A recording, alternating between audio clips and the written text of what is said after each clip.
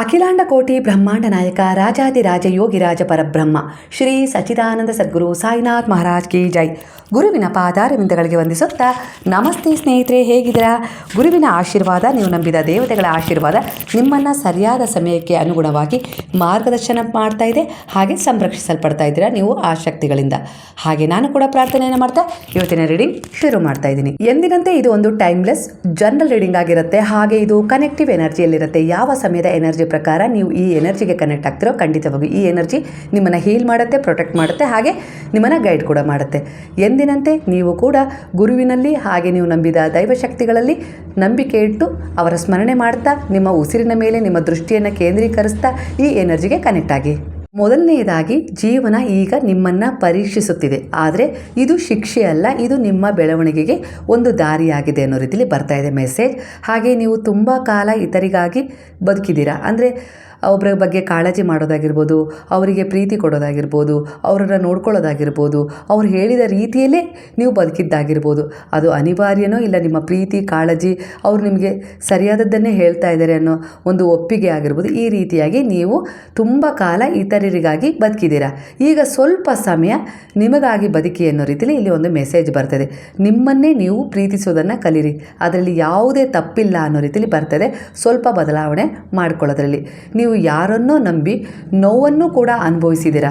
ಆದರೆ ಅದರಿಂದ ನಿಮ್ಮ ನಂಬಿಕೆ ಸಾಯಬಾರ್ದಲ್ವಾ? ಹಾಗಾಗಿ ಈ ಸಮಯ ನಿಮ್ಮನ್ನು ನೀವು ಗೌರವಿಸೋದು, ಪ್ರೀತಿಸಿಕೊಳ್ಳೋದು, ನಿಮ್ಮ ಬಗ್ಗೆನೂ ಕೂಡ ಕಾಳಜಿ ಮಾಡ್ಕೊಳ್ಳೋದ್ರ ಜೊತೆ ನಿಮ್ಮ ಸ್ವಾಭಿಮಾನ, ಸ್ವಮೌಲ್ಯವನ್ನು ತಿಳಿದುಕೊಳ್ಳುವ ಸಮಯ ಇದಾಗಿದೆ. ಹಾಗಾಗಿ ನೀವು ಎಲ್ಲ ಸಮಯದಲ್ಲೂ ಎಲ್ಲರಿಗೂ ಅವೈಲಬಲ್ ಆಗಿ ಇರೋದು ಬೇಡ.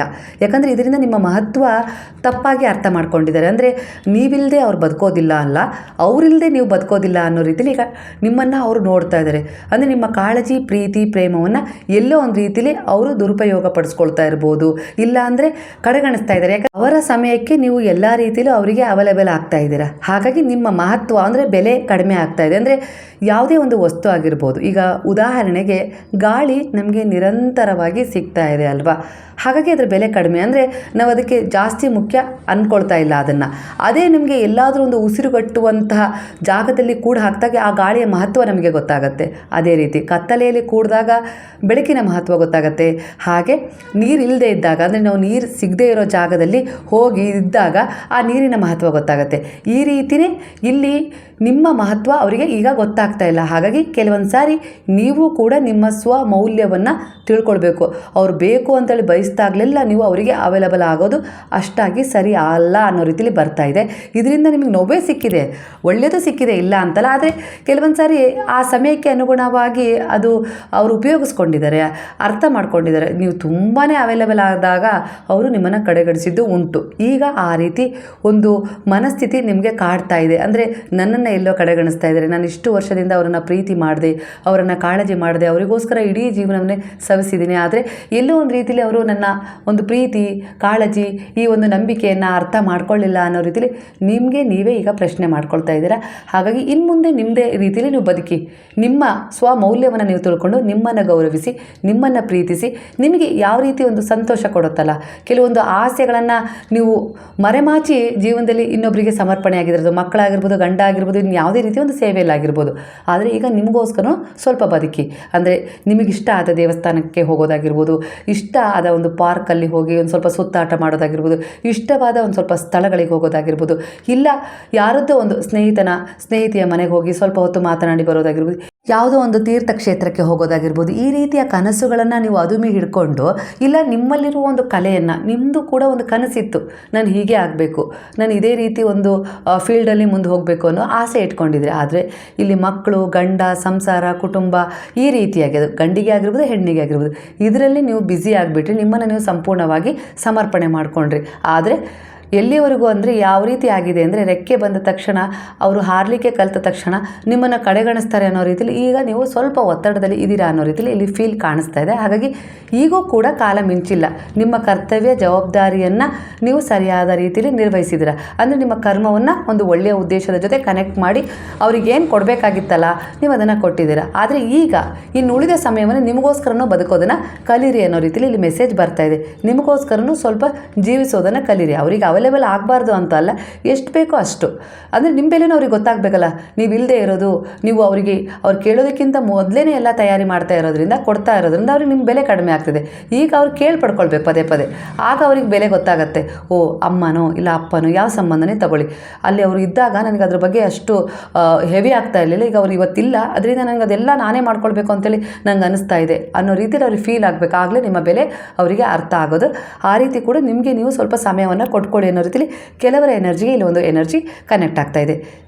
ಜೀವನದ ಎಲ್ಲ ರೀತಿಯ ಘಟನೆಗಳು ಒಳ್ಳೆಯದು ಕೆಟ್ಟದ್ದು ನಿಮ್ಮನ್ನು ಸಿದ್ಧಪಡಿಸ್ತಾ ಇದ್ದಾವೆ ಜೀವನದ ಇನ್ನೂ ಒಂದು ದೊಡ್ಡ ಬದಲಾವಣೆಗೋಸ್ಕರ. ಅಂದರೆ ಇಲ್ಲಿ ಕೆಟ್ಟದಾಗಿದೆಯೋ ಒಳ್ಳೆಯದಾಗಿದೆಯೋ, ಒಟ್ಟಾರೆಯಾಗಿ ಅದು ನಿಮ್ಮನ್ನು ಒಂದು ಒಳ್ಳೆಯ ಪರಿವರ್ತನೆ ಕಡೆ ಕರ್ಕೊಂಡು ಹೋಗ್ತಾಯಿದೆ. ಇನ್ನೂ ಏನೋ ಒಂದು ವಿಶೇಷವಾದದನ್ನು ಕೊಡಲಿಕ್ಕೆ, ವಿಶೇಷವಾದ ಒಂದು ಬದಲಾವಣೆನ ನಿಮ್ಮಿಂದ ಮಾಡಿಸ್ಲಿಕ್ಕೆ ಇದು ಒಂದು ಸಿದ್ಧತೆ ನಡೀತಾ ಇದೆ. ಹಾಗಾಗಿ ಇಲ್ಲಿ ನೀವು ಈಗ ಏನೂ ನಿರೀಕ್ಷಿಸಬೇಡಿ, ಆದರೆ ಒಳಗಿನಿಂದ ಒಂದು ನಂಬಿಕೆ ಮಾತ್ರ ಇಟ್ಕೊಳ್ಳಿ ಅನ್ನೋ ರೀತಿಯಲ್ಲಿ ಬರ್ತದೆ. ಸರಿಯಾದ ಸಮಯದಲ್ಲಿ ಅದ್ಭುತಗಳು ಖಂಡಿತ ಆಗತ್ತೆ. ಇದು ಒಂದು ನ್ಯಾಯದ ವಿಚಾರದಲ್ಲಿ ಬರ್ತದೆ, ಒಂದು ಪ್ರೀತಿಯ ವಿಚಾರದಲ್ಲಿ ಬರ್ತದೆ, ಹಾಗೆ ವೈಯಕ್ತಿಕ ಸಂಬಂಧದ ವಿಚಾರ ಆಗಿರ್ಬೋದು. ಹಾಗೆ ನಿಮ್ಮ ಒಂದು ಎನರ್ಜಿ ಅಂದರೆ ಏನು ಫೀಲ್ ಮಾಡ್ತಾ ಇದೆ, ಅದು ತಾಯ್ತನ ಆಗಿರ್ಬೋದು, ಮದುವೆ ಆಗೋದಾಗಿರ್ಬೋದು, ಉತ್ತಮ ಕೆಲಸ, ಉತ್ತಮ ಜೀವನ, ಈ ರೀತಿಯಾಗಿ ಯಾವುದನ್ನಾದರೂ ನೀವು ಕನೆಕ್ಟ್ ಮಾಡ್ಕೊಳ್ಬೋದು. ಯಾಕಂದರೆ ಇದು ಒಂದು ವೈಯಕ್ತಿಕ ರೀಡಿಂಗ್ ಆಗಿರೋದಿಲ್ಲ, ಜನರಲ್ ರೀಡಿಂಗ್ ಆಗಿರುತ್ತೆ. ಈ ರೀತಿಯಾಗಿ ಇಲ್ಲಿ ಕನೆಕ್ಟ್ ಆಗ್ತಾ ಇದೆ. ಹಾಗಾಗಿ ತಕ್ಷಣ ಬದಲಾವಣೆ ಆಗಬೇಕು, ಇಲ್ಲ ನನ್ನ ಕನಸು ಈಗಲೇ ನೆರವೇರಬೇಕು, ಯಾಕೆ ನೆರವೇರಿಲ್ಲ, ಈ ರೀತಿಯಾಗಿ ಏನನ್ನು ನಿರೀಕ್ಷಿಸಬೇಡಿ. ನಂಬಿಕೆ ಇಟ್ಕೊಳ್ಳಿ, ಎಲ್ಲ ಒಳ್ಳೆಯದಾಗತ್ತೆ ಅನ್ನೋ ರೀತಿ. ನೀವು ನಂಬಿದ ಗುರುವಿನ ಮೇಲೆ, ದೈವಶಕ್ತಿಗಳ ಮೇಲೆ, ನಿಮ್ಮ ಉತ್ತಮವಾದ ಕರ್ಮಗಳ ಮೇಲೆ ನಂಬಿಕೆ ಇಡಿ, ಖಂಡಿತ ಅದ್ಭುತಗಳು ನಡೀತವೆ ಅನ್ನೋ ರೀತಿಯಲ್ಲಿ ಒಂದು ಸೂಚನೆ ಸಿಗ್ತಾ ಇದೆ. ಅದು ಹಣ ಆಗಿರ್ಬೋದು, ಕೆಲಸ ಆಗಿರ್ಬೋದು, ಸಂಬಂಧಗಳು ಎಲ್ಲವೂ ಮುಖ್ಯ. ಆದರೆ ಅವುಗಳ ನಡುವೆ ನಿಮ್ಮ ಮನಸ್ಸಿನ ಶಾಂತಿ ಕೂಡ ಅಷ್ಟೇ ಮುಖ್ಯ, ನೆಮ್ಮದಿ ಕೂಡ ಅಷ್ಟೇ ಮುಖ್ಯ ಆಗಿರುತ್ತೆ. ಹಾಗಾಗಿ ಅದನ್ನು ಕೂಡ ಕಳೆದುಕೊಳ್ಳುವ ಒಂದು ಪ್ರಯತ್ನ ಮಾಡಬೇಡಿ. ಕೆಲವೊಂದು ವ್ಯರ್ಥ ಆಲೋಚನೆ, ವ್ಯರ್ಥವಾದ ಚಿಂತೆಯನ್ನು ಮಾಡಬೇಡಿ ಅನ್ನೋ ರೀತಿಯಲ್ಲಿ ಇಲ್ಲಿ ಒಂದು ವಿಚಾರ ಕನೆಕ್ಟ್ ಆಗ್ತದೆ. ಹಾಗೆ ನಿಮ್ಮ ಜೀವನದಲ್ಲಿ ಸಮತೋಲನ ತರಲು ಶುರು ಆಗಿದೆ. ಈಗ ಸ್ವಲ್ಪ ಪ್ರಯತ್ನ, ಸ್ವಲ್ಪ ಧೈರ್ಯ, ಸ್ವಲ್ಪ ಸಹನೆ ಇರಬೇಕು. ಈಗ ನೀವು ಒಂಟಿಯಾಗಿ ಇದ್ದೀರಾ, ಆ ರೀತಿ ಅನ್ನಿಸ್ತಾ ಇದೆ. ಆದರೆ ಖಾಲಿತನ ಅಲ್ಲ, ಇದು ಹೊಸ ಆರಂಭದ ಮುನ್ನಡೆ ಅನ್ನೋ ರೀತಿಯಲ್ಲಿ ಕಾಣಿಸ್ತಾ ಇದೆ. ಒಂದು ದಿನ ನೀವು ಹಿಂತಿರುಗಿ ನೋಡ್ತೀರಾ, ಈ ಕಷ್ಟಗಳು, ಈ ರೀತಿ ಒಂಟಿತನ ನಿಮ್ಮನ್ನು ತುಂಬ ಸ್ಟ್ರಾಂಗ್ ಮಾಡಿರುತ್ತೆ. ಅದ್ರ ಜೊತೆ ನೀವು ಅದನ್ನು ನೆನಪು ಮಾಡಿಕೊಂಡು ನಗ್ತೀರಾ. ಆ ಎಲ್ಲ ವಿಚಾರಗಳು ನನ್ನನ್ನು ಇಷ್ಟು ಸ್ಟ್ರಾಂಗ್ ಮಾಡಿ ಇಲ್ಲಿ ತಂದು ನಿಲ್ಲಿಸಿದೆ. ನಾನು ಸೋಲು ಒಪ್ಕೊಂಡು ದುರ್ಬಲತೆಗೆ ಜಾರಿಬಿಟ್ಟಿದ್ರೆ ಅಪ್ಪ ಏನೆಲ್ಲ ಆಗ್ಬಿಡ್ತಿತ್ತಲ್ಲ, ನಾನು ಅದನ್ನು ಫೇಸ್ ಮಾಡಿದೆ, ಅದಕ್ಕೆ ಸಹಾಯ ಮಾಡಿದ್ದು ನನ್ನ ಗುರುವು, ನನ್ನ ಆತ್ಮವಿಶ್ವಾಸ ಅನ್ನೋ ರೀತಿಯಲ್ಲಿ ಆ ವಿಚಾರಗಳನ್ನು ನೀವು ನೆನಪು ಮಾಡ್ಕೊಳ್ತೀರಾ. ಅಂತಹ ಗಳಿಗೆ ಆದಷ್ಟು ಬೇಗನೆ ನಿಮ್ಮ ಜೀವನದಲ್ಲಿ ಬರುತ್ತೆ ಅನ್ನೋ ರೀತಿಯಲ್ಲಿ ಕೂಡ ಬರ್ತದೆ. ಹಾಗಾಗಿ ಭಯ ಬಿಡಿ, ನಿಮ್ಮ ದಾರಿ ನಿಧಾನವಾಗಿ ತೆರೆದುಕೊಳ್ತಾ ಇದೆ, ನೀವು ಸರಿಯಾದ ದಾರಿಯಲ್ಲಿ ಇದ್ದೀರಾ ಅನ್ನೋ ರೀತಿಯಲ್ಲಿ ಇಲ್ಲಿ ಒಂದು ಸೂಚನೆ ಸಿಗ್ತಾ ಇದೆ. ಹಾಗೆ ನೀವು ಯಾರ ಹತ್ರನೂ ಏನಾದರೂ ಹೇಳ್ಕೊಳ್ತಾ ಇದ್ದೀರಾ ಅಂದರೆ ಖಂಡಿತ ನಿಮ್ಮ ನೋವುಗಳ ಬಗ್ಗೆ ಕಡಿಮೆ ಮಾತನಾಡಿ. ಆ ನೋವು, ಕಷ್ಟ, ದುಃಖಗಳ ಬಗ್ಗೆ ಹೆಚ್ಚು ಒತ್ತು ಕೊಟ್ಟು ಮಾತನಾಡಿದಾಗ, ಅಂದರೆ ಅವು ಏನೋ ಒಂದು ರೀತಿಯ ಸ್ಪೆಷಲ್ ಅನ್ನೋ ರೀತಿಯಲ್ಲಿ ನೀವು ಮಾತನಾಡಿದಾಗ ಅಲ್ಲಿ ಏನಾಗುತ್ತೆ ಅಂದರೆ ಅವು ನಿಮ್ಮ ಮನಸ್ಸನ್ನೇ ತುಂಬಿಕೊಳ್ತವೆ, ನಿಮ್ಮ ಜೀವನವನ್ನು ಸಂಪೂರ್ಣವಾಗಿ ಆವರಿಸ್ಬಿಡ್ತವೆ. ಹಾಗಾಗಿ ಅವುಗಳಿಗೆ ನಿಮ್ಮ ಮನಸ್ಸಲ್ಲಿ, ನಿಮ್ಮ ಜೀವನದಲ್ಲಿ ಜಾಗ ಮಾಡಿ ಕೊಡಬೇಡಿ. ಹಳೆಯ ಕೆಲವು ಚಿಂತೆಗಳನ್ನು, ಮೋಸವನ್ನು, ಹಾಗೆ ಒಂದು ಯಾವುದೋ ಒಂದು ಗಾಯವನ್ನು ಪದೇ ಪದೇ ನೆನಪು ಮಾಡ್ಕೊಳ್ತಾ ಇದ್ದೀರಾ. ಇದು ತಪ್ಪು ಅಂತ ಹೇಳಿ ಬರ್ತಾ ಇದೆ. ಯಾಕಂದರೆ ಆ ಗಾಯ ಒಣಗೋದಿಲ್ಲ, ಅದು ಇನ್ನೂ ಹಸಿಯಾಗಿ ನಿಮ್ಮ ನೋವನ್ನು ಆಳವಾಗಿಸುತ್ತೆ. ಹಾಗಾಗಿ ಆ ವಿಚಾರಗಳನ್ನು ನೀವು ಬಿಡುವುದೇ ಉತ್ತಮ. ಅದನ್ನು ಚಾಲೆಂಜ್ ಆಗಿ ತಗೊಂಡು ಮುಂದೆ ಹೋಗಿ ಅನ್ನೋ ರೀತಿಯಲ್ಲಿ ಬಾಬಾ ಹೇಳ್ತಿದ್ದಾರೆ. ನಿಮ್ಮ ಜೀವನದಲ್ಲಿ ಈಗ ನೀವು ಕೆಲವು ಸಂದೇಹ, ಹಾಗೆ ನೋವು, ಹಾಗೆ ಕಷ್ಟ, ದುಃಖಗಳಿಗೆ ಸ್ಥಾನ ಕೊಡಬೇಡಿ. ಅವು ನಿಮ್ಮ ಸ್ಪಷ್ಟತೆಯನ್ನು ಕದಡ್ತಾ ಇದ್ದಾವೆ. ಅಂದರೆ ಕೆಲವು ಸರಿಯಾದ ನಿರ್ಧಾರಗಳನ್ನು ತಗೊಳಕ್ಕೆ ಬಿಡ್ತಾ ಇಲ್ಲ, ಹಾಗೆ ಮುಂದಿನ ದಾರಿಯನ್ನು ಒಂದು ಮಂಚಿನ ರೀತಿಯಲ್ಲಿ ಕೌದಿದ್ದಾವೆ. ಹಾಗಾಗಿ ನೀವು ಅವುಗಳನ್ನು ಬಿಟ್ಟು ಒಂದು ಧೈರ್ಯದಿಂದ, ಆತ್ಮವಿಶ್ವಾಸದಿಂದ ಏನೂ ಆಗಿಲ್ಲ, ಇನ್ನು ಮುಂದೆ ಎಲ್ಲ ಒಳ್ಳೆಯದೇ ಆಗುತ್ತೆ ಅನ್ನುವ ಆತ್ಮವಿಶ್ವಾಸದಿಂದ ನೋಡಿದಾಗ ಆ ಮಂಜು, ಆ ಸಂದೇಹ ತನ್ನಿಂದ ತಾನೇ ದಾರಿ ಮಾಡಿಕೊಡ್ತವೆ ನಿಮಗೆ. ಹಾಗಾಗಿ ನಿಮ್ಮ ಜೀವನದಲ್ಲಿರುವ ಕೆಲವು ಕಷ್ಟ, ದುಃಖ, ಸಮಸ್ಯೆಗಳನ್ನು ಎಲ್ಲರ ಹತ್ರನೂ ಹೇಳಬೇಕು ಅಂತಲೇ ಇಲ್ಲ.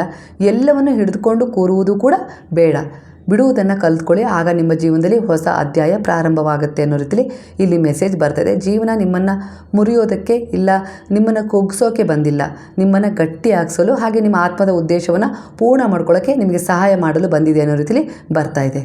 ನೀವು ಈ ಸಮಯದಲ್ಲಿ ಒಬ್ಬರೇ ಅಲ್ಲ, ಯಾರದ್ದೋ ಒಂದು ಸಹಾಯ ನಿಮಗೆ ಸಿಗುತ್ತೆ. ಅವರು ಸಹಾಯ ಮಾಡಲಿಕ್ಕೆ ನಿಮ್ಮ ಜೀವನದಲ್ಲಿ ಬರ್ತಾ ಇದ್ದಾರೆ.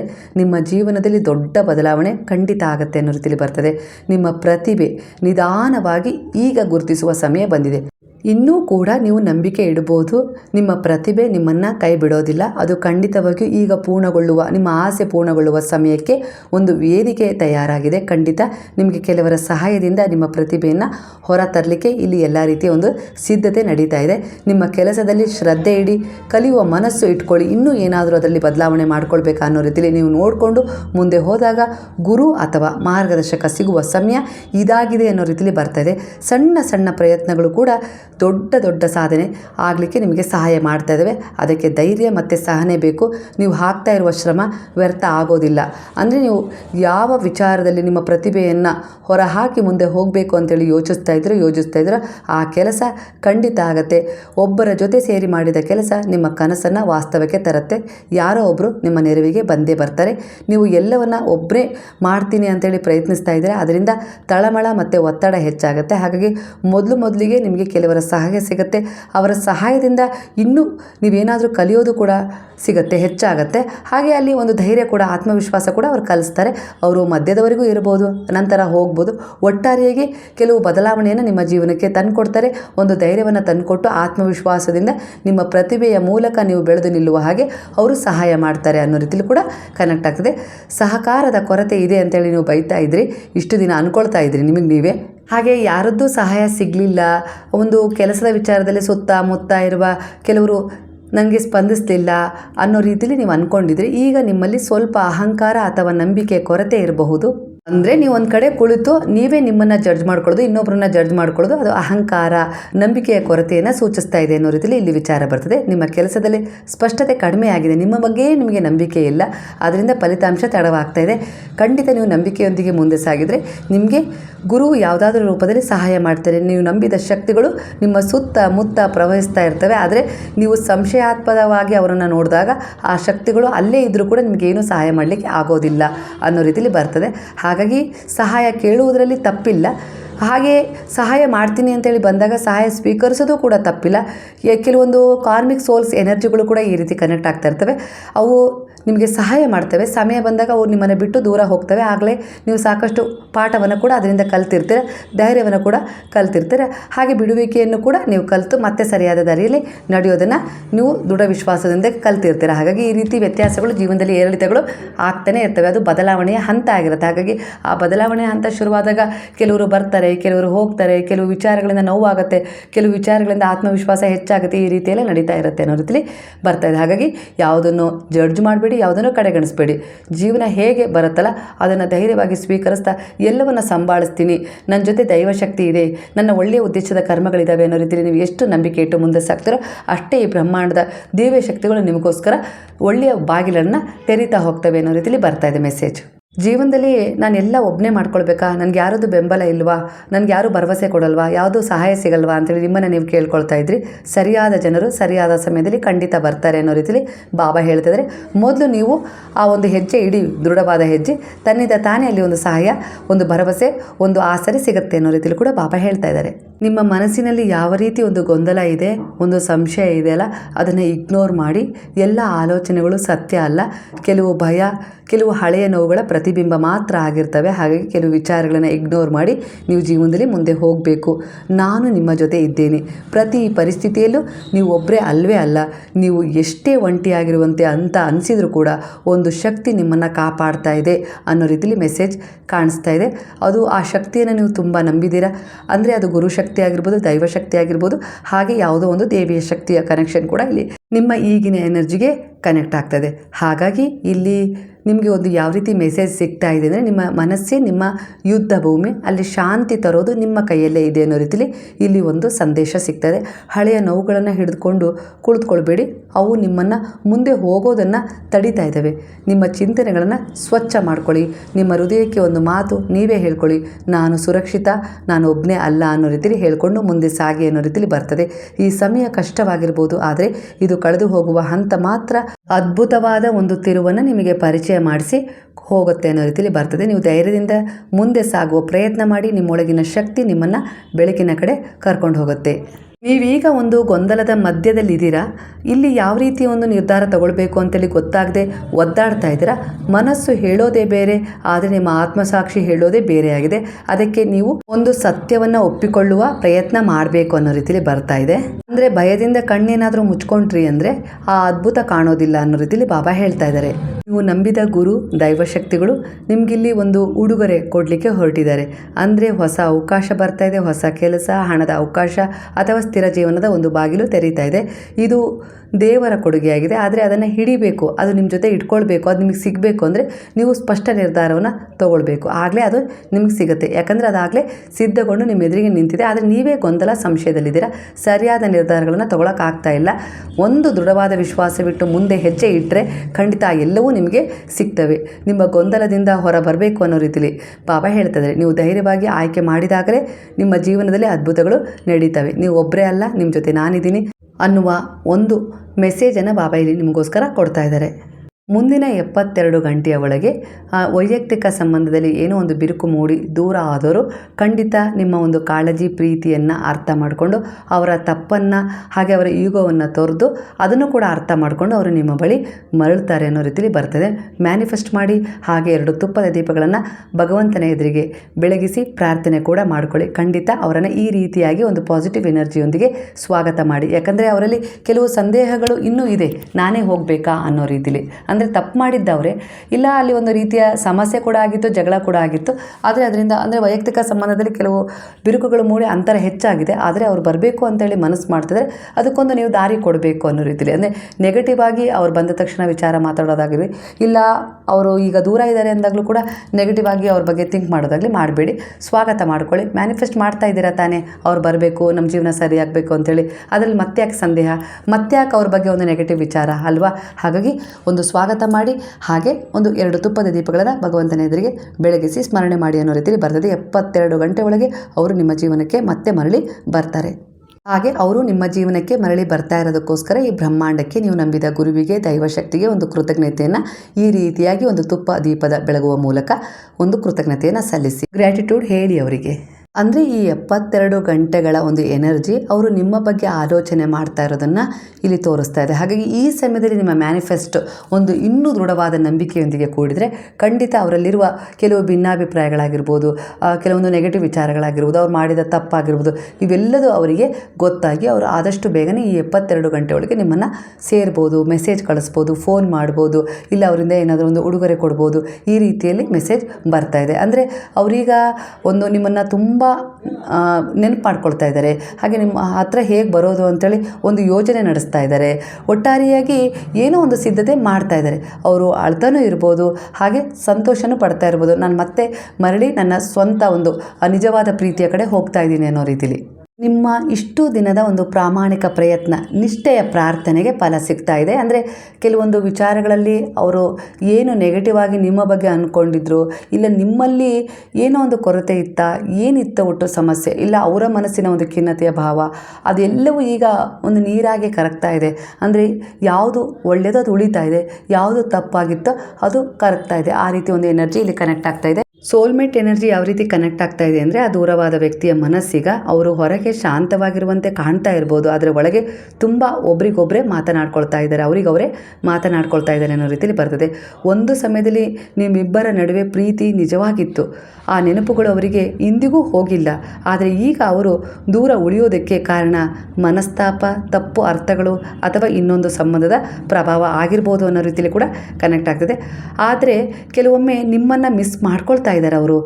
ಆದರೆ ಮತ್ತೆ ಹತ್ತಿರ ಬರಲು ಭಯ ಪಡ್ತಾ ಇದ್ದಾರೆ, ಮತ್ತು ನೋವು ಆಗ್ತದೆಯೋ ಅನ್ನೋ ರೀತಿಲಿ ಭಯನೂ ಕೂಡ ಪಡ್ತಾ ಇದ್ದಾರೆ ಅನ್ನೋ ರೀತಿಲಿ ಎನರ್ಜಿ ಕನೆಕ್ಟ್ ಆಗ್ತದೆ. ಒಟ್ಟಾರೆಯಾಗಿ ನಿಮ್ಮ ಒಂದು ಪ್ರಾಮಾಣಿಕ ಪ್ರಯತ್ನ ಸೋತಿಲ್ಲ. ಅವರಿಗೋಸ್ಕರ ನೀವು ಯಾವೆಲ್ಲ ಒಂದು ಪ್ರಾರ್ಥನೆ ಮಾಡಿದರೋ, ಹಗಲಿರುಳು ಅನ್ನೋದೇ ಅವ್ರು ಬರಬೇಕು ಅಂತೇಳಿ ಒಂದು ಮ್ಯಾನಿಫೆಸ್ಟ್ ಮಾಡಿದಾರಲ್ಲ, ಅದು ಪೂರ್ಣಗೊಳ್ಳುವ ಸಮಯ ಅವರನ್ನು ಬದಲಾಯಿಸಿದೆ ಅನ್ನೋ ರೀತಿಲಿ ಕೂಡ ಕನೆಕ್ಟ್ ಆಗ್ತದೆ. 72 ಗಂಟೆ ಒಳಗೆ ಅವರು ಬರ್ಬೋದು ಅನ್ನೋ ರೀತಿಲಿ ಕಾಣಿಸ್ತಾ ಇದೆ. ಹಾಗೆ ದೂರವಾಗೋದು ಕೇವಲ ಪ್ರೀತಿಯ ವಿಷಯ ಮಾತ್ರ ಅಲ್ಲ, ಜೀವನದ ಕೆಲವು ಹೊಣೆಗಾರಿಕೆಗಳನ್ನು ಅವರು ಅರ್ಥ ಮಾಡ್ಕೊಳ್ಳದೆ ಅದನ್ನು ನಿಭಾಯಿಸೋಕ್ಕಾಗದೇನೂ ಕೂಡ ಅವರು ದೂರ ಹೋಗಿದ್ದು ಉಂಟು ಅನ್ನೋ ರೀತಿಯಲ್ಲಿ ಕೆಲವರ ಎನರ್ಜಿಗೆ ಕನೆಕ್ಟ್ ಆಗ್ತದೆ. ಕೆಲವರಿಗೆ ಕೆಲಸದ ಒತ್ತಡ, ಕೆಲವರಿಗೆ ಮದುವೆ ಅಥವಾ ಕುಟುಂಬದ ಒತ್ತಾಯ, ಈ ರೀತಿಯಾಗಿ ಕೆಲವರಿಗೆ ಹಣಕಾಸಿನ ಅಸ್ಥಿರತೆ ಕೂಡ ಕೆಲವೊಂದು ಸಾರಿ ಭಿನ್ನಾಭಿಪ್ರಾಯಗಳಿಂದ ಸ್ವಲ್ಪ ಮೌನವಾಗಿರ್ತಾರೆ. ಹಾಗೆ ಅಂತರ ಹೆಚ್ಚಾಗಿ ಮಾಡಿದೆ ಅನ್ನೋ ರೀತಿಯಲ್ಲಿ ಕಾಣಿಸ್ತಾ ಇದೆ. ಒಟ್ಟಾರೆಯಾಗಿ ಇವೆಲ್ಲವೂ ಸರಿಯಾಗುವ ಸಮಯ ಎದುರಾಗಿದೆ.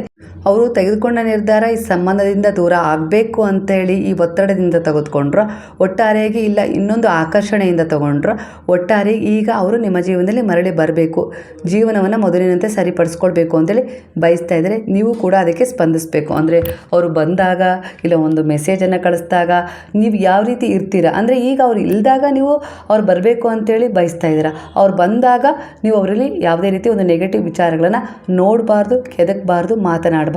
ಆ ಪರಿಸ್ಥಿತಿಯನ್ನು ಸಂಭಾಳಿಸ್ಬೇಕು. ಅಂದರೆ ಅವ್ರು ಮತ್ತೆ ಮರಳಿ ಬಂದು ತಪ್ಪು ಮಾಡಿಬಿಟ್ನಾ ಅನ್ನೋ ರೀತಿಯಲ್ಲಿ ಅವ್ರಿಗೆ ಅನ್ನಿಸ್ಬಾರ್ದು. ಆ ರೀತಿಯ ವರ್ತನೆ ನಿಮ್ಮದಾಗಿರಬಾರ್ದು. ಆಗ ಸಂಬಂಧ ಚೆನ್ನಾಗಿರುತ್ತೆ. ಯಾಕಂದರೆ ಆ ಸಂಬಂಧ ಬೇಕು ಅಂತೇಳಿ ನೀವು ಬಯಸ್ತಾ ಇದ್ದೀರಾ ಅಂದರೆ ಅಲ್ಲಿ ಇಷ್ಟು ಒಂದು ಬದಲಾವಣೆಯನ್ನು ನೀವು ಮಾಡ್ಕೊಳ್ಳೇಬೇಕಾಗತ್ತೆ ಅಲ್ವಾ, ಸಮರ್ಪಣೆ ಅಂತಾರೆ ಅದನ್ನು. ಆ ರೀತಿಯಾಗಿ ನೀವು ಮಾಡ್ಕೊಳ್ಳೇಬೇಕು. ಯಾಕಂದರೆ ಅದು ನೀವಾಗಿ ಬಯಸ್ತಾ ಇದ್ದೀರಾ. ಹಾಗಾಗಿ ಸಮರ್ಪಣೆ ಅನ್ನೋದು ಅಲ್ಲಿದ್ದಾಗ ಆ ಸಂಬಂಧ ಚೆನ್ನಾಗಿರುತ್ತೆ. ಇಲ್ಲಾಂದರೆ ನಾನು ಮರಳಿ ಇವ್ರ ಜೀವನಕ್ಕೆ ಬಂದು ತಪ್ಪು ಮಾಡಿಬಿಟ್ನ ಅನ್ನೋ ರೀತಿಯಲ್ಲಿ ಅವರಿಗೆ ಫೀಲ್ ಆಗೋ ಹಾಗೆ ಮಾಡಬೇಡಿ ಅನ್ನೋ ರೀತಿಯಲ್ಲಿ ಬರ್ತದೆ. ಈ ಸಂಬಂಧ ಸಾಮಾನ್ಯ ಅಲ್ಲ, ಇದು ಕರ್ಮಿಕ್ ಅಥವಾ ಸೋಲ್ಮೇಟ್ ಕನೆಕ್ಷನ್ ಕೂಡ ಕಾಣಿಸ್ತಾ ಇದೆ. ನೀವಿಬ್ಬರು ಒಬ್ಬರ ಜೀವನದಲ್ಲಿ ಪಾಠ ಕಲಿಸಲು ಬಂದವರು, ಒಬ್ರಿಗೊಬ್ಬರು ಪಾಠ ಕಲಿಯಲು ಬಂದವರು, ಕಲಿಸ್ಲಿಕ್ಕೂ ಕೂಡ ಬಂದವರು. ಪ್ರೀತಿ, ನೋವು, ಬಿಡುವಿಕೆ ಇವೆಲ್ಲವೂ ಕಾರಣವಿಲ್ಲದೆ ಆಗೋದಿಲ್ಲ. ದೂರ ಆಗೋದು ಅಂತ್ಯ ಅಲ್ಲ, ಇದು ಒಂದು ಟ್ರಾನ್ಸ್ಫಾರ್ಮೇಷನ್, ಬದಲಾವಣೆ ಅನ್ನೋ ರೀತಿಯಲ್ಲಿ ಬರ್ತಾ ಇದೆ. ದಿವ್ಯ ಸಂದೇಶ ಯಾವ ರೀತಿ ಬರ್ತಾ ಇದೆ ಅಂದರೆ ಕೆಲವು ಸಂಬಂಧಗಳು ನಿಮ್ಮ ಜೊತೆ ಇರೋದಕ್ಕೆ ಅಲ್ಲ, ನಿಮ್ಮನ್ನು ಬದಲಾಯಿಸೋಕ್ಕೆ ಬಂದಿರ್ತವೆ. ಅದನ್ನು ಕೂಡ ನೀವು ಕೆಲವೊಂದು ಸರಿ ಅರ್ಥ ಮಾಡ್ಕೊಳ್ಬೇಕಾಗತ್ತೆ. ಕೆಲವೊಂದಿಷ್ಟು ವಿಚಾರಗಳನ್ನು ನೀವು ಹಿಡ್ಕೊಂಡೇ ಇದ್ದರೆ ಆತಂಕ ಹೆಚ್ಚಾಗುತ್ತೆ. ಬಿಡೋದನ್ನು ಕಲಿತ್ರೆ ಒಳಗಿನ ಶಾಂತಿ ಹೆಚ್ಚಾಗುತ್ತೆ ಅನ್ನೋ ರೀತಿಯಲ್ಲಿ ಬರ್ತದೆ. ಅವರು ಮರಳಿ ಬರ್ತಾರಾ ಅನ್ನೋದು ಮತ್ತೊಂದು ಸಾರಿ ನಿಮಗೆ ಕನ್ಫ್ಯೂಷನ್ ಪ್ರಶ್ನೆ ಇಲ್ಲಿ ಮತ್ತೆ ಮಾಡ್ತಾ ಇದ್ದೀರಾ ಈಗಿನ ಎನರ್ಜಿ ಪ್ರಕಾರ. ಅದು ಸಮಯ ಮತ್ತು ಅವರ ಬೆಳವಣಿಗೆ ಮೇಲೆ ನಿಂತಿದೆ. ಅಂದರೆ ನೀವು ಹೇಗೆ ಅವ್ರ ಬಗ್ಗೆ ಒಂದು ಯೋಚಿಸ್ತಾ ಇದ್ದೀರೋ ಮ್ಯಾನಿಫೆಸ್ಟ್ ಮಾಡ್ತೀರೋ ಅದರ ಆಧಾರದ ಮೇಲೆ ಅವರು ಯೋಚಿಸ್ತಾ ಇದ್ದಾರೆ. ಅಂದರೆ ನೀವು ಹೇಗೆ ಅವ್ರ ಬಗ್ಗೆ ಫೀಲ್ ಮಾಡ್ತಿದ್ದೀರೋ ಅವರು ಕೂಡ ನಿಮ್ಮನ್ನು ನೆನಪು ಮಾಡ್ಕೊಂಡು ಅದೇ ರೀತಿ ಫೀಲ್ ಮಾಡ್ಕೊಳ್ತಾ ಇದ್ದಾರೆ. ಖಂಡಿತ ಬರ್ತಾರೆ ಅನ್ನೋ ರೀತಿಯಲ್ಲಿ ಪಾಸಿಟಿವ್ ಎನರ್ಜಿ ಕಾಣಿಸ್ತಾ ಇದ್ದರೂ ಕೂಡ ಕೆಲವೊಂದು ಸರಿ ನಿಮ್ಮ ಸಂಶಯ ಅದರಲ್ಲಿ ಅಡ್ಡಿ ಆತಂಕಗಳನ್ನು ತರ್ಬೋದು. ಹಾಗಾಗಿ ಮ್ಯಾನಿಫೆಸ್ಟ್ ಮಾಡಿ ತುಪ್ಪದ ದೀಪಗಳನ್ನು ಭಗವಂತನ ಎದುರಿಗೆ ಬೆಳಗಿಸಿ, ಖಂಡಿತವಾಗಿಯೂ ಒಳ್ಳೆಯದಾಗುತ್ತೆ. ಅವರು ಬರ್ತಾರೆ, ತಮ್ಮ ಜವಾಬ್ದಾರಿಗಳನ್ನು ನಿರ್ವಹಿಸ್ತಾರೆ. ಇಲ್ಲಿ ನೀವು ಕೂಡ ಅವರಿಗೆ ವಿಭಿನ್ನವಾದ ರೀತಿಯಲ್ಲಿ ಸರಳವಾಗಿ ಸಂಯಮದಿಂದ ವರ್ತಿಸುವ ರೀತಿಯಲ್ಲಿ ನೀವು ಸಂಭಾಳಿಸಬೇಕು, ಆ ಪರಿಸ್ಥಿತಿಯನ್ನು ಹ್ಯಾಂಡಲ್ ಮಾಡಬೇಕು ಅನ್ನೋ ರೀತಿಯಲ್ಲಿ ಬರ್ತದೆ.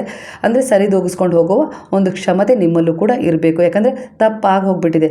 ಆ ತಪ್ಪನ್ನೇ ಕೆದಕ್ತಾ ಇದ್ದರೆ ಇನ್ನೂ ಅದರಲ್ಲಿ ಗಾಯಗಳು ಹೆಚ್ಚಾಗ್ತವೆ. ಆಳವಾದ ನೆನಪುಗಳೊಂದಿಗೆ ಅವರು ಮತ್ತೆ ಎಲ್ಲೋ ನೋವಿಗೆ ಜಾರ್ಬೋದು, ನೀವೆಲ್ಲೋ ನೋವಿಗೆ ಜಾರ್ಬೋದು, ಆ ರೀತಿ ಆಗ್ಬೋದು. ಇದರಿಂದ ಸಂಬಂಧಗಳು ಕೂಡ ಕದಡ್ತವೆ.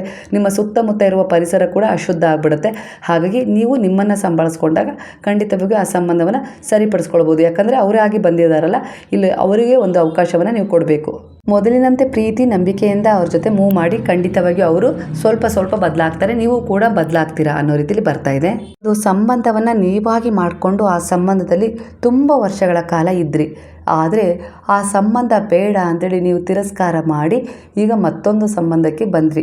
ಅಲ್ಲಿ ಏನಾಯಿತು ಅಂದರೆ ನಿಮಗೀಗ ನೀವು ಬಿಸಿಯಾದ ಕುದಿಯುತ್ತಿರುವ ಎಣ್ಣೆಯಲ್ಲಿದ್ರಿ, ಅಲ್ಲಿಂದ ಹಾರಬೇಕು ಅಂತೇಳಿ ಬಯಸ್ತಾ ಇದ್ರಿ, ಮತ್ತೆ ಬೆಂಕಿಗೆ ಬಿದ್ದಿದ್ದೀರಾ. ಆ ರೀತಿ ಸಂದರ್ಭ ನಿಮ್ಮದಾಗಿದೆ ಅನ್ನೋ ರೀತಿಯಲ್ಲಿ ಬರ್ತಾಯಿದೆ.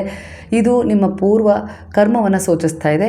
ಅಂದರೆ ನೀವಾಗಿ ಅದನ್ನು ಡಿಸರ್ವ್ ಮಾಡ್ಕೊಂಡ್ಬಿಟ್ಟಿದ್ದೀರಾ. ಅಂದರೆ ಅಲ್ಲೇ ಇದ್ದಿದ್ರೆ ಅಲ್ಲಿ ಒಂದು ಹಂತವನ್ನು ನೀವು ಪೂರ್ಣಗೊಳಿಸ್ಕೊಳ್ಬೋದಿತ್ತು, ಒಂದು ಕರ್ಮದಿಂದ ಹೊರಗೆ ಬರ್ಬೋದಿತ್ತು. ಆದರೆ ಅಲ್ಲಿ ಮಕ್ಕಳು, ಗಂಡ ಈ ರೀತಿ ಒಂದು ಸಂಬಂಧವನ್ನು ತೋರಿದು ನೀವು ಬೇರೆ ಒಂದು ಸಂಬಂಧವನ್ನು ಆಯ್ಕೆ ಮಾಡ್ಕೊಂಡು ಬಂದ್ರಿ.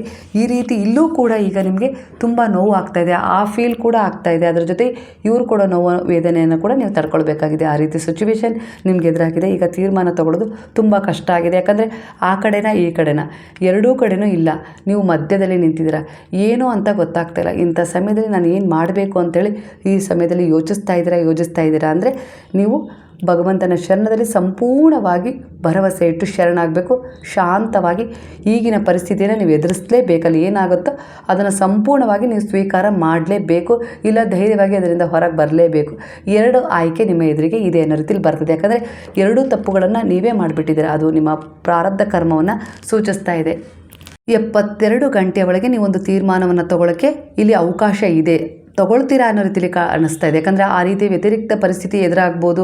ಅದರಿಂದ ಹೊರಗೆ ಬರಬೇಕಾ, ಇಲ್ಲ ಹಿಂದಿನ ಸಂಬಂಧದಲ್ಲಿ ಒಂದು ಕರೆ ಬರ್ಬೋದು, ಅಲ್ಲಿ ಮಕ್ಕಳು ಗಂಡ ಇಲ್ಲ ಯಾವುದೋ ಒಂದು ರೀತಿಯಲ್ಲಿ ನಿಮಗೆ ಅಲ್ಲಿಂದ ಕೂಡ ಮತ್ತೆ ಮರಳಿ ಬಾ ನಮ್ಮ ಜೀವನಕ್ಕೆ ಅನ್ನೋ ರೀತಿಲಿ ಕೂಡ ಒಂದು ಮೆಸೇಜ್ ಬರ್ಬೋದು ಅನ್ನೋ ರೀತಿಲಿ ಕಾಣಿಸ್ತಾ ಇದೆ. ಈಗ ಸರಿಯಾದ ತೀರ್ಮಾನ ನೀವೇ ತಗೊಳ್ಬೇಕು. ತೀರ್ಮಾನ ತಗೊಳ್ಳೋದು ಕಷ್ಟ ಆಯಿತು ಅಂದರೆ ಅದನ್ನು ಭಗವಂತನ ಶರಣದಲ್ಲಿ ಇಟ್ಬಿಡಿ.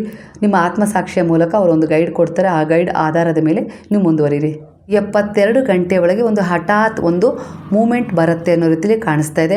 ಇಲ್ಲಿ ಮೆಸೇಜ್ ಬರ್ಬೋದು, ಅಥವಾ ಅವರೇ ಕಾಲ್ ಮಾಡ್ಬೋದು, ಅಥವಾ ಒಂದು ಅವಕಾಶ ಆಕಸ್ಮಿಕವಾಗಿ ನಿಮ್ಮ ಕಡೆಗೆ ಬರ್ತಾ ಇದೆ ಅನ್ನೋ ರೀತಿಲಿ ನಿಮಗೆ ಯಾರೋ ಬಂದು ಹೇಳ್ಬೋದು. ಅಂದರೆ ಈ ರೀತಿ ಒಂದು ಕೆಲಸ ಇದೆ, ಅಲ್ಲಿ ಬಂದು ಕೆಲಸ ಮಾಡ್ತೀರಾ ಅಂತೇಳಿ ಕರಿಬೋದು. ಇಲ್ಲ ಈಗ ಒಂದು ಜಾಗದಲ್ಲಿ ಕೆಲಸ ಮಾಡ್ತಿದ್ರೆ ಅಲ್ಲಿ ತುಂಬ ಕಿರಿಕಿರಿಯಾಗಿತ್ತು, ನೀವು ಭಗವಂತನಲ್ಲಿ ಮ್ಯಾನಿಫೆಸ್ಟ್ ಮಾಡಿದ್ರಿ ಇಲ್ಲಿಂದ ಹೊರ ಹೋಗೋದು ಹೇಗೆ ಅಂತೇಳಿ, ಈಗ ಮತ್ತೊಂದು ಅವಕಾಶ, ಯಾರೋ ಒಬ್ಬರು ಇಲ್ಲಿ ಇನ್ನೂ ಉತ್ತಮ ಕೆಲಸ ಇದೆ, ನಿಮಗೆ ತಕ್ಕ ಹಾಗೆ ಬೆಲೆ ಸಿಗುತ್ತೆ ಅನ್ನೋ ರೀತಿಲಿ, ಕೆಲಸಕ್ಕೆ ತಕ್ಕ ಹಾಗೆ ಬೆಲೆ ಸಿಗುತ್ತೆ ಅನ್ನೋ ರೀತಿಲಿ ಕರೀತಾ ಇದ್ದಾರೆ. ಖಂಡಿತ ಅದು 72 ಗಂಟೆ ಒಳಗೆ ನಿಮಗೆ ಈ ರೀತಿ ಅವಕಾಶ ಸಿಗ್ನಲ್ ಕೂಡ ಸಿಗ್ಬೋದು ಅನ್ನೋ ರೀತಿಲಿ ಕಾಣಿಸ್ತಾ ಇದೆ.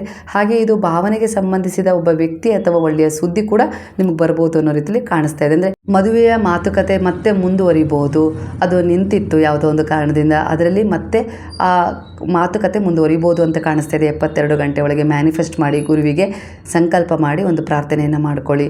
ಹಾಗೆ ನಿಮ್ಮ ಮನಸ್ಸಿಗೆ ಹತ್ತಿರವಾದ ಒಂದು ಆಫರ್ ಬರ್ಬೋದು ಅನ್ನೋ ರೀತಿಲಿ ಕೂಡ ಕಾಣಿಸ್ತಾ ಇದೆ.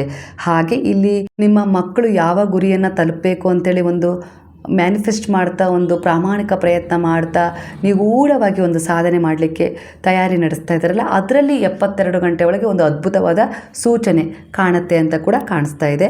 ಹಾಗೆ ಒಂದು ಮಾತುಕತೆ ಶುರುವಾಗ್ಬೋದು, ಯಾರಾದರೂ ನಿಮ್ಮ ಬಗ್ಗೆ ಆಸಕ್ತಿ ತೋರಿಸ್ಬೋದು, ಸಹಾಯ ಮಾಡ್ಬೋದು.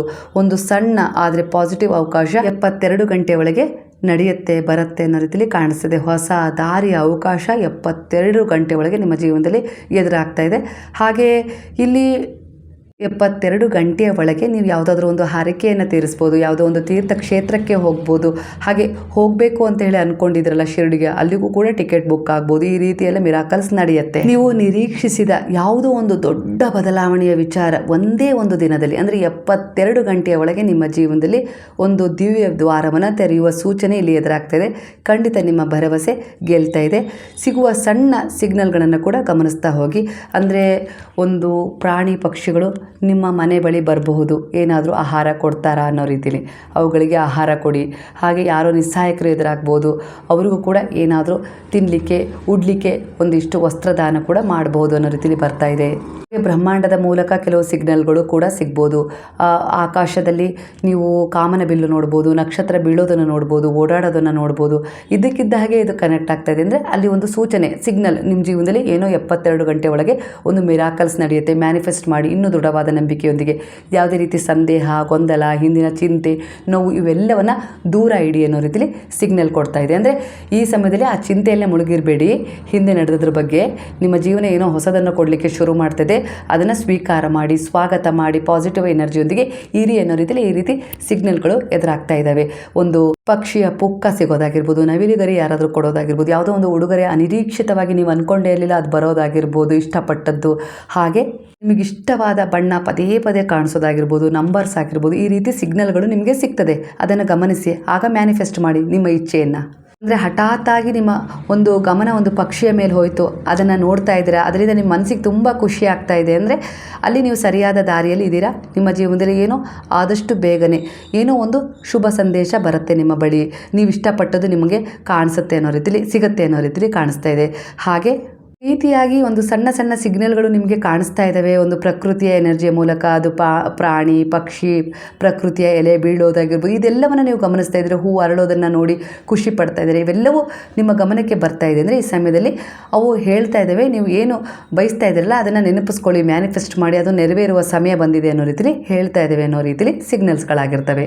ಯಾವುದೋ ಒಂದು ಪ್ರಾಣಿ ಇದ್ದಕ್ಕಿದ್ದ ಹಾಗೆ ದಾರಿ ಮಧ್ಯೆ ಬಂದು ನಿಮ್ಮನ್ನು ಸ್ವಲ್ಪ ತಡೆದು ನಿಲ್ಲಿಸೋ ರೀತಿ ಆದರೆ, ಅಂದರೆ ಅದನ್ನು ನೋಡಿ ನೀವು ಹೆದರುತ್ತೀರೋ, ಇಲ್ಲ ಸೈಡಿಗೆ ಹೋಗಿ ಸ್ವಲ್ಪ ಹೊತ್ತು ನಿಂತ್ಕೊಳ್ತಿರೋ, ಇಲ್ಲ ಅದನ್ನು ಗಮನಿಸ್ತಿರೋ, ಯಾಕೋ ಅಂದರೆ ಈ ಪ್ರಾಣಿ ನನ್ನ ನಿಲ್ಲಿಸ್ತಾ ಇದೆ, ಸ್ವಲ್ಪ ನಿಲ್ಲೋಣ ಅಂತ ಹೇಳಿ ನಿಮ್ಮ ಮನಸ್ಸಿಗೆ ಬಂದರೆ ಖಂಡಿತ ಸ್ವಲ್ಪ ನಿಲ್ಲು, ಈಗಲೇ ಮುಂದೆ ಹೋಗಬೇಡ, ಇದು ಸಮಯ ಸರಿಯಿಲ್ಲ ಅನ್ನೋ ರೀತಿಲಿ ಸೂಚನೆ ಕೂಡ ಕೊಡ್ತಾ ಇದೆ. 72 ಗಂಟೆಯ ಒಳಗೆ ನಿಮ್ಮ ಜೀವನದಲ್ಲಿ ಏನೋ ಒಂದು ಅನಾಹುತ ಆಗತ್ತೆ, ಇಲ್ಲ ಯಾವುದೋ ಒಂದು ಮೋಸಕ್ಕೆ ನೀವು ಒಳಗಾಗ್ತಾ ಇದ್ದೀರಾ ಅಂದರೆ ಕೂಡ ಅದು ನಿಮ್ಮನ್ನು ತಡೀತಾ ಇದೆ, ಅದನ್ನು ಕೂಡ ಗಮನಿಸಿ. ಸ್ವಲ್ಪ ಹೊತ್ತು ಮೌನವಾಗಿ ನಿಂತುಬಿಡಿ. ಅಂದರೆ ಮಳೆ ಎದುರಾಯಿತು, ಆ ಸಮಯದಲ್ಲಿ ಒಂದು ಸುರಕ್ಷಿತ ಜಾಗವನ್ನು ನೋಡಿಕೊಂಡು ಸ್ವಲ್ಪ ಹೊತ್ತು ನಿಲ್ಲಿ ಮ್ಯಾನಿಫೆಸ್ಟ್ ಮಾಡ್ತಾಯಿರಿ. ಅದನ್ನು ಬಿಟ್ಟು ಅಯ್ಯೋ ನಾನು ಬೇಗ ಹೋಗಬೇಕಾಗಿತ್ತು, ಸಮಯ ವ್ಯರ್ಥ ಆಯಿತು, ನಾನು ಹಾಗೆ ಮಾಡಬೇಕಾಗಿತ್ತು, ಹೀಗೆ ಮಾಡಬೇಕು ಆಗಿತ್ತು ಅನ್ನೋ ರೀತಿಲಿ ಬೈಕೊಳ್ಬೇಡಿ ಆ ಸಮಯವನ್ನು, ನಿಮ್ಮನ್ನು ನಿಲ್ಲಿಸಿದ ಆ ಕ್ಷಣವನ್ನು. ಅದು ಕೂಡ ನಿಮ್ಮ ಜೀವನದಲ್ಲಿ ಏನೋ ಒಂದು ಮಿರಾಕಲ್ ನಡೆಯುವಂತೆ ಮಾಡ್ತಾ ಇದೆ, ಒಂದು ಅವಘಡವನ್ನು ತಡೆದು ಅನ್ನೋ ರೀತಿಲಿ ಕಾಣಿಸ್ತಾ ಇದೆ ಎನರ್ಜಿ. ಜೋರಾದ ಒಂದು ಗಾಳಿ ಬೀಸೋ ಮಧ್ಯೆ ನೀವು ಸಿಕ್ಕಾಕೊಂಡಿದ್ದೀರಾ ಅಂದರೆ ನಿಮ್ಮ ಹಳೆಯ ಎನರ್ಜಿ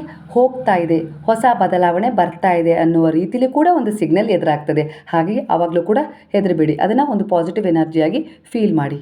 ಅಂದರೆ ನೀವು ನಂಬಿದ ಗುರುವು, ನೀವು ನಂಬಿದ ದೈವಶಕ್ತಿಗಳು, ಹಾಗೆ ನಿಮ್ಮ ಪಿತೃಗಳು, ಹಾಗೆ ಈ ಬ್ರಹ್ಮಾಂಡದ ಶಕ್ತಿ, ಯಾವ ರೀತಿಯೇ ಆದರೂ ನೀವು ಅಂದ್ಕೊಳ್ಳಿ, ಇವೆಲ್ಲವೂ ನಿಮ್ಮ ಜೊತೆ ಕನೆಕ್ಟ್ ಆಗಿ ನಿಮ್ಮ ಯೋಚನೆಗಳಿಗೆ ಗಮನ ಕೊಡು, ಅಂದರೆ ನೀವು ಏನು ಬಯಸ್ತಾ ಇದ್ದೀರೋ ಅದರ ಕಡೆ ಗಮನ ಕೊಡು, ದೃಷ್ಟಿ ಹರಿಸು ಅನ್ನೋ ರೀತಿಲಿ ಹೇಳ್ತಾ ಇದ್ದೇವೆ ಅನ್ನೋ ರೀತಿಲಿ ಇದು ಸೂಚನೆ. ಹಠಾತ್ ಯಾರೋ ನೆನಪಾದರೆ ಮತ್ತು ಅವರಿಂದ ಮೆಸೇಜ್ ಬಂದರೆ ಅದೂ ಕೂಡ ಯಾದೃಚ್ಛಿಕ ಅಲ್ವೇ ಅಲ್ಲ, ಅದು ಕೂಡ ಒಂದು ಸಿಗ್ನಲ್ ಆಗಿರುತ್ತೆ. ಮುಂದೆ 72 ಗಂಟೆ ಒಳಗೆ ನಿಮ್ಮ ಜೀವನದಲ್ಲಿ ಒಂದು ಒಳ್ಳೆಯದು ನಡೆಯುತ್ತೆ. ಹಾಗೆ ಕೆಲವೊಂದು ವಿಚಾರಗಳು ತಡೆದು ನಿಲ್ಲಿಸ್ತಾ ಇದ್ದಾವೆ. ನೀವು ಮನೆಯಿಂದ ಹೊರಗೆ ಹೊರಟಿದ್ದೀರಾ, ಆ ಸಮಯದಲ್ಲಿ ಯಾರೋ ಬಂದರು, ಅದನ್ನು ನೀವು ಬೈಕೊಳ್ಳೋದಲ್ಲ, ಅವ್ರು ಬಂದುಬಿಟ್ರು ನಾನು ಹೋಗೋಕ್ಕಾಗಲ್ಲ ಅಂತೇಳಿ.